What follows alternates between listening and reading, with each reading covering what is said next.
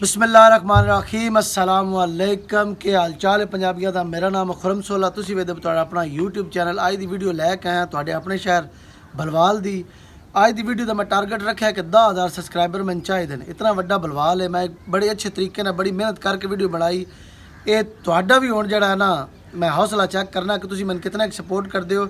नाले वो पंजाबी च कहते हैं ना, घरों सपोर्ट होवे तो बाहरों सपोर्ट होंदी। तुहाडे अपने शहर दा तुहाडी सपोर्ट होनी तो मैंने बाहरों सपोर्ट होनी। इस वास्ते वीडियो पूरा वेखना, लाइक करना, शेयर करना, सबसक्राइब करना। यूट्यूब पर लाजमी जाके तुसी किसी भी प्लेटफॉर्म तो मेरी वीडियो वेखदे पे लिंक जिहड़ा वीडियो दे उत्ते उसी उही तुसी खुरम सोला जाके यूट्यूब पर सर्च कर सकते हो, तो जाके भी सपोर्ट कर सकते हो।